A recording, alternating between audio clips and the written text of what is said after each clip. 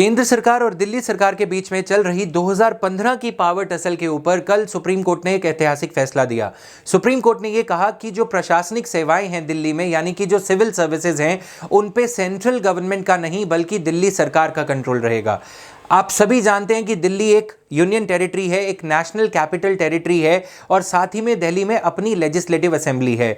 तो ऐसी सिचुएशन में एक स्ट्रगल हो जाता है कि क्या दिल्ली में केंद्र सरकार की चलेगी या दिल्ली में स्टेट इलेक्टेड गवर्नमेंट की चलेगी। इलेक्टेड गवर्नमेंट यानी कि केजरीवाल सर ये कहते हैं हमेशा कि क्योंकि वो डेमोक्रेटिकली इलेक्टेड हैं, उनको लोगों को जवाब देना है, इसलिए जो सिविल सर्विसेज हैं उनके ऊपर उनका कंट्रोल रहना चाहिए, क्योंकि जो सेंट्रल गवर्नमेंट के अंडर रहेंगे अगर अधिकारी, आईएएस ऑफिसर्स या दिल्ली के जो डैनिक्स के ऑफिसर्स हैं, Delhi and Andaman and Nicobar civil services के जो ऑफिसर्स हैं, तो उनको अकाउंटेबल नहीं रहेंगे, तो उनकी बात नहीं सुनते।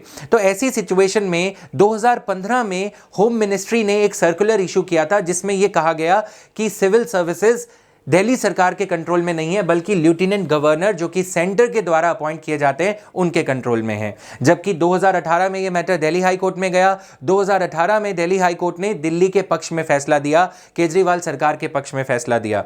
उसके बाद यह मैटर 2 जजीय अदालत सुप्रीम कोर्ट के पास चला गया। उसमें स्प्लिट वर्डिक्ट दिया गया, यानी कि एक जज ने कहा कि नहीं केंद्र सरकार सही है और दूसरे जज ने कहा कि नहीं दिल्ली सरकार सही है। फिर यह मैटर 3 जज बेंच को भेजा गया। 3 जज बेंच ने यह मैटर कॉन्स्टिट्यूशनल बेंच को भेजा क्योंकि इसमें आर्टिकल 239AA की इंटरप्रिटेशन इन्वॉल्व थी। यानी कि आर्टिकल 239AA के तहत एंट्री 41 यानी कि सिविल सर्विसेज के ऊपर किसका कंट्रोल रहेगा, तो उसका इंटरप्रिटेशन इसलिए जरूरी है क्योंकि दिल्ली का एक खास दर्जा है। सुप्रीम कोर्ट ने अपनी कल की जजमेंट में यह कहा कि दिल्ली इज अ सुई जेनेरिस केस, यानी कि Delhi is a unique case. ना तो इसको बाकी यूनियन टेरिटरीज की तरह ट्रीट किया जा सकता है जिसमें केंद्र का पूरा दबदबा कंट्रोल रहता है जैसे कि चंडीगढ़, पुडुचेरी, और ना ही दिल्ली को एक पूरी तरह से फुल फ्लेजेड स्टेट का दर्जा दिया जा सकता है जैसे पंजाब, तमिलनाडु, राजस्थान, सिक्किम, कोई भी ऐसा स्टेट।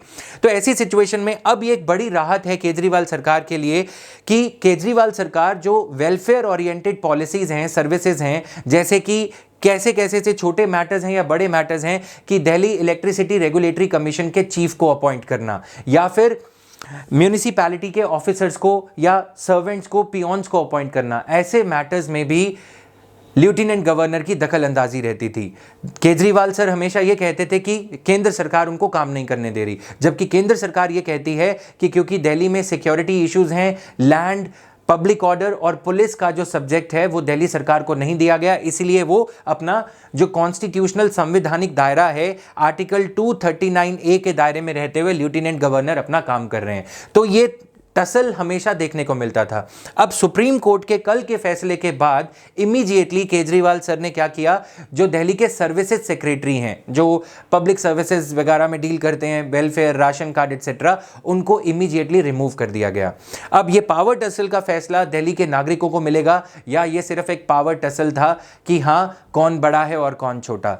दिल्ली के बारे में आपको बता दूं कि लंदन या कोई भी स्टेट की कैपिटल, किसी भी कंट्री की जो कैपिटल टेरिटरी रहती है वो केंद्र सरकार के अंडर रहती है, क्योंकि वहां पे मंत्री या पार्लियामेंट या ऐसी बड़ी स्ट्रैटेजिक इंस्टीट्यूशन जो हमारी कॉन्स्टिट्यूशनल इंस्टीट्यूशंस हैं उनकी प्रोटेक्शन भी केंद्र सरकार का जिम्मा बन जाती है।